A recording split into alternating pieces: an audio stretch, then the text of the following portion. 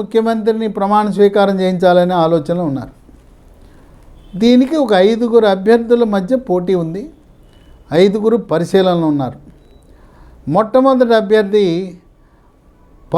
పర్వేష్ సింగ్ వర్మ. ఈయన కేజ్రీవాల్ను ఓడించాడు. ఆయన 3182 ఓట్ల మెజారిటీతో కేజ్రీవాల్ను మట్టి గరిపేశాడు. లోక్సభ సభ్యుడిగా ఉన్నప్పుడు ఈ లిక్కర్ కుంభకోణం గురించి బహిరంగంగా మాట్లాడి దాన్ని మీడియాలో విస్పష్టంగా ప్రజలకు తెలియజేసింది ఈ పర్వేష్ సింగ్ వర్మ.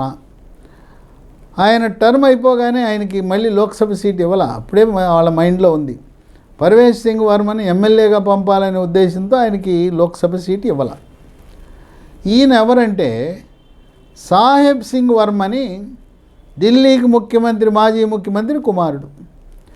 ఈయన కులం జాట్ కులం. జాట్లు అంటే చాలా పవర్ఫుల్.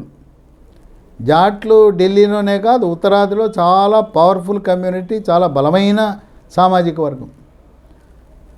ఈయన అంకులు ఆజాద్ సింగ్ గతంలో నార్త్ ఢిల్లీ, ఉత్తర ఢిల్లీ మున్సిపల్ కార్పొరేషన్కి మేయర్గా కూడా పనిచేశాడు. ఆయన యువకుడు, చాలా ఆదర్శ భావాలు కలిగిన వ్యక్తి, నీతి నిజాయితీకి మారుపేరు. ఈయన జైంట్ కిల్లర్ కేజ్రీవాల్ని పడగొట్టాడు. భారతదేశంలో కేజ్రీవాల్ గాలి తీసేశాడు. చిన్న యువకుడు ముందు ఆయన ఓడిపోయాడు. ఈయన పేరు బలంగా వినపడుతూ ఉంది. ఇక రెండవ పేరు మనోజ్ తివారీ. ఈయన ప్రస్తుతం లోక్సభ సభ్యుడిగా పనిచేస్తున్నాడు. ఈయన సినీ నటుడు. ఉత్తరాంచల్ ప్రాంతానికి చెందిన ఓటర్లను ఆకర్షించడంలో దిట్ట. ఆయన సమీప ప్రాంతంలో 15 మంది ఈ ఉత్తరాంచల్ ప్రభావిత ప్రాంతాల్లో పోటీ చేస్తే అక్కడ 14 మంది గెలిచారు. ఈ మనీష్ తివారీ మరి జనాకర్షణ కలిగిన వ్యక్తి. ఆయన కూడా పరిశీలనలో ఉన్నాడు. ఇక 3 బన్సూరి స్వరాజ్.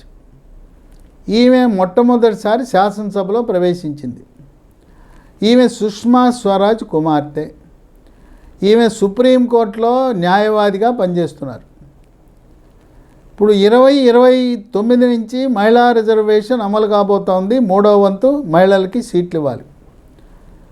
కనుక అనూహ్యంగా జైంట్ కిల్లర్ అయిన పర్వేష్ వర్మను కాకుండా బన్సూరి స్వరాజ్ని ముఖ్యమంత్రి చేసినా ఆశ్చర్యపోవాల్సిన అవసరం లేదని, మొదటిసారి ఎమ్మెల్యే అయినా, హర్యానాలో మొదటిసారి ఎమ్మెల్యే, రాజస్థాన్లో మొదటిసారి ఎమ్మెల్యే, మధ్యప్రదేశ్లో మొదటిసారి ఎమ్మెల్యే, కాకలు తీరిన నాయకులు ఉండగా కొత్త వారిని అక్కడ ముఖ్యమంత్రిగా చేసిన చరిత్ర భారతీయ జనతా పార్టీకి ఉంది.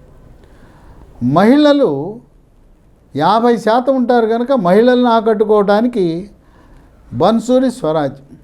అయినా సుష్మా స్వరాజ్ అంటే కేవలం భారతీయ జనతా పార్టీ వాళ్ళు, ఆర్ఎస్ఎస్ వాళ్ళే కాదు, దేశంలో ఉండే ప్రతి మహిళ, అన్ని రాజకీయ పార్టీలు ఆమెను గౌరవిస్తారు. ఆమె హుందాగా, ఆమె ప్రసంగము ఎప్పుడున్నా కూడా రిక్కించి వినేవారు.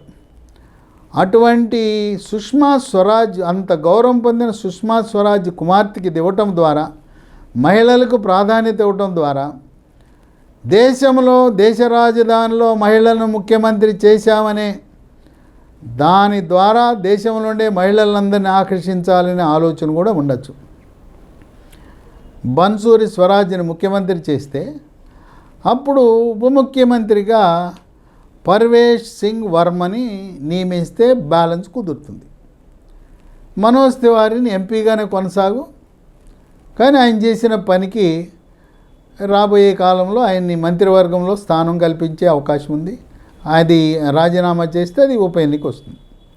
ఇక 4వ ఆయన విజయేందర్ గుప్తా.